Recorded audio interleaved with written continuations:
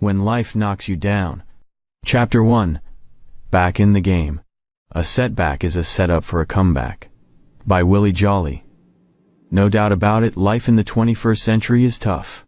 We're dealing with the effects of a recession that has cost jobs, taken away homes, wiped out retirement savings, and destroyed dreams. We're trying to make sense of new technologies that push us to always move faster even when we don't quite know where we're going. We're attempting to build strong marriages and raise healthy children in an age where the future seems more uncertain than ever. We sometimes feel like we're living atop an active volcano. The view is great, but we're not too sure how long it will last. We know that no matter how well things seem to be going, we may be just an instant away from crisis. Have you ever had one of those moments where life punches you in the gut? I'm talking about times like these. Karen Sanders, 36, loved being a stay-at-home mom. Then her husband Matt announced that he wanted a divorce so he could marry his new girlfriend. Karen is suddenly faced with finding a job in a crippled economy and raising 7 children alone. Susie Rodriguez, 44, was ecstatic about her family's move to a new city and joining her husband Roberto in a church ministry for youth. Then one morning before church, Roberto, who was employed but could not afford health insurance, suffered a massive stroke. Now Susie must care for Roberto, raise 2 children, and pay $35,000 in medical bills on her $8 an hour salary. Charles Goodman, 54, was a loyal power company employee for nearly 38 years. Then executives decided they had to cut back. Goodman, along with many of his co-workers, got the pink slip. After almost 4 steady decades, he's searching for work. Right now is kind of trying, he says. My kid is 19 and I'm competing against him for a job. Who would ever think? You probably know exactly how these people feel. Sometimes, when you least expect it, life throws a roundhouse punch and floors you, and maybe you're thinking, how do I get back on my feet? Do I even want to? If you've been knocked down too, I have a message for you. Contemporary living does not have to mean feeling helpless and hopeless. I travel around the world speaking with people who are confronting sudden and unimaginable struggles, debilitating disease or injury, divorce, job loss, the death of a spouse, child, or parent, financial collapse, addiction, betrayal, and more. Despite their circumstances, many of these men and women have discovered ways to not just survive their crisis but actually thrive in it. I've seen them grow stronger from the experience. I've learned how they used the very experience that devastated them as a stepping stone to new beginnings, renewed relationships, financial success, peace of mind, and deeper faith. Getting knocked down hurts, I know, 'cause it's happened to me. Recovery after a knockdown is rarely quick or easy. And it takes more than determination to get back in the ring. Well-meaning friends will offer encouragement. Hang in there. We're praying for you. You can do it. Their remarks are sincere, but when you can't see your way out of crisis and can't find a reason to get up in the morning, you still need something more than uplifting words. That's what getting back up is about. It will help you identify exactly how you're responding to the body blow life just delivered. Once you've determined where you are, you can listen to this as a guide toward practical strategies for useful solutions and fresh hope. Ever hear the story about the man who was afraid to leave his home because of a premonition that something bad would happen to him?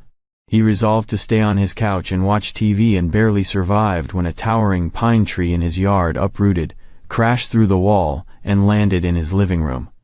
No matter how hard we try to avoid it, trouble will find us in this life. We can't control that. But we can reshape the way we respond to crisis. Comprehending what's happening to us, and then following a proven, effective method for dealing with disaster is energizing. Mile-high obstacles don't appear quite so tall. Answers don't seem so elusive. We can go to bed at night thinking it just might be worth finding out what the next day will bring. I've seen what a difference this makes in the lives of others. I've also experienced it in my own life. I've been knocked down a few times myself. Let me tell you about one of them. My personal experience. My wife Dawn and I got married right out of college. We were both 22. We had each other and not a whole lot else. To save money, we passed on my idea for our honeymoon, flying to New York. staying at a fancy hotel, in favor of driving to an older condo on the coast. Then I entered graduate school. Dawn found a job as a secretary, and we rented a tiny apartment in Columbia, South Carolina. A year later, things seemed to be going well, so we took out a mortgage to buy our first home. I earned my graduate degree and began my speaking ministry. Life was good. We even got a dog, Cooper, a Cocker Spaniel who was part bodyguard and part best buddy. Then, on a day when I was in Colorado, Dawn faced an unexpected dilemma. On the way home from work during the middle of rush hour, her old Pontiac suddenly died at a red light. She had to walk through traffic to a friend who, thankfully, was behind her. They literally pushed the Grandam into a parking lot by bumping bumpers. The car was a goner. We weren't ready to buy another, but with me starting to travel more, we felt we needed something reliable for Dawn to drive. Adding a car payment on top of the mortgage and other bills ended up creating a large leak in our life raft. Since I was just starting out as a speaker, I needed to get experience wherever I could, like in the prisons or schools or the YMCA, or even in a church youth groups. Many of them could not, or chose not to, pay for my talks. At the end of that first year of appearances, I added up my earnings and was shocked at the total. $2,993. This wasn't after expenses either. I had grossed less than $3,000. Our savings account, which wasn't large to start with, quickly dwindled. Soon it was empty, yet the bills kept coming. We cut back on everything: eating out, clothes, trips to the movies, even seeing friends. It wasn't enough. We were in trouble. Dawn is the accountant in our family. I usually don't pay much attention to our financial details. But I knew our situation was bad when she said, "Jeremy, I closed our savings account today. We just don't have enough to keep it open. All that's left now is the checking account." I have a strong faith in God, plus my degree is in Bible and biblical teaching, and I was praying hard for a solution. I know, however, that sometimes God's answer is for us to keep waiting and praying. Unfortunately, from my perspective, this seemed to be one of those times. It finally got to the point where our cupboard was bare. For almost a week we didn't have anything to eat for dinner but buttered toast. I remember looking at Dawn, chewing slowly on my bread to make it last, and wondering what we were going to do. Sure, we could get a credit card, I thought. But what good is that? We'd still have to pay it off, plus we'd get charged interest. That would just make things worse. I swallowed another bite. Am I a bad husband? Did I mess up in buying this house? Is God telling me I shouldn't try to be a speaker? Why is this happening? I looked over at Cooper and his dog bowl. Even his food was starting to look good to me. I have to admit here that I'm like a lot of guys. I don't like to ask for directions when I'm driving somewhere, and I don't like to ask for help with most other things either. I think it's a pride issue. I'm supposed to be the family leader and breadwinner. In those early days of our marriage, I was bringing home very little bread, and I didn't want the world to know it. When bills for electricity, water, and the phone came in and we had no way to pay for them, though, I knew time was running out. It was in my court to do something. Pride or not, we needed help.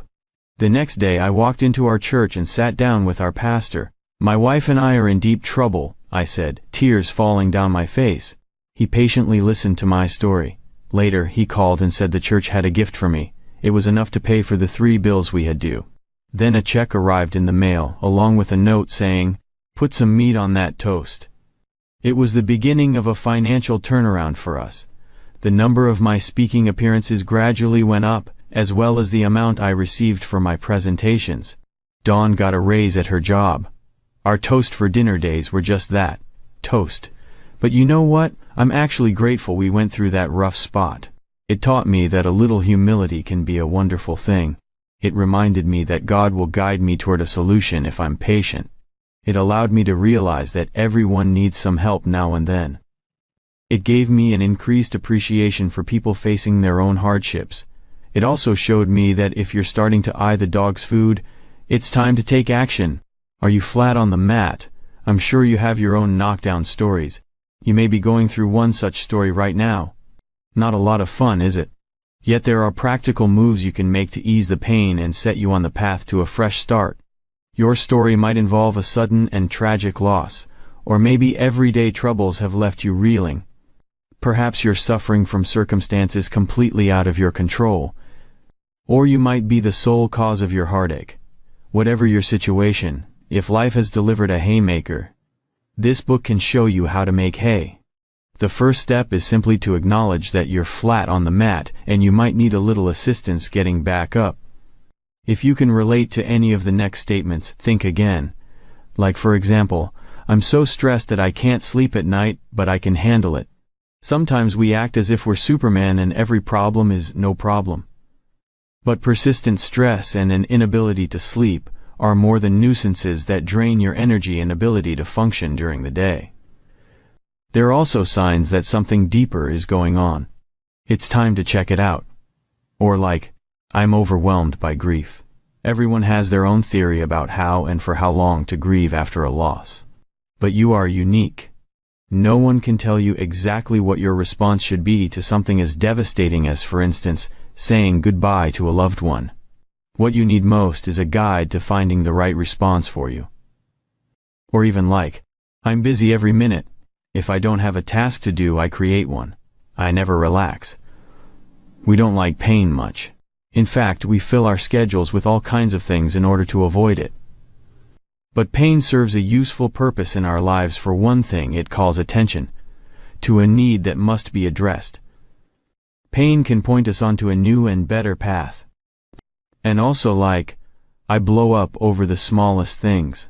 I can't seem to control my temper. Anger in itself isn't wrong. But unchecked anger takes us in directions we don't want to go. We may say things we regret or even physically strike a spouse, friend, or child. Anger also can be a sign of fear. If you're consistently or constantly finding yourself angry, maybe it's time to find out just what you're afraid of. Even like this, my life is pretty rough right now, but if God will just take care of fill in the blank, then everything will be fine. We all play the if-only game at times. If only God would give me that job. If only my husband would see how much his words hurt me. If only I had a nicer house. Then I'd be happy. But instead of playing waiting games, we can learn to start living right now. Better yet, like this, everybody seems to think I have a problem. They just don't get it. If several people are getting on your case about something that's going on in your life, perhaps it's not a conspiracy, or that everyone's suddenly chosen to pick on you. It just might be possible that these people care about you and that a change is in order. Or how about this?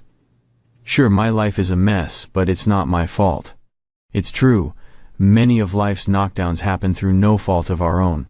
But that doesn't mean we have to view ourselves as victims, or wait for someone to rescue us.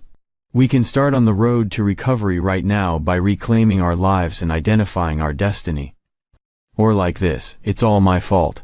I don't deserve to have things go my way. Are you on an extended guilt trip? God sees you as incredibly valuable and offers a way out of guilt and shame, one that leads back to a life of joy and freedom. Now, did you think you have this one or more of the statements? If so, you may be flat on the mat in one way or another, and I believe this book can help you get back on your feet. There are hidden opportunities in life's hardships and stresses. The Bible tells us that, in all things God works for the good of those who love Him. Romans 8:28. Your knockdown is more than just an ordeal to endure. It can also be part of a process that leads to growth and strength for a lifetime.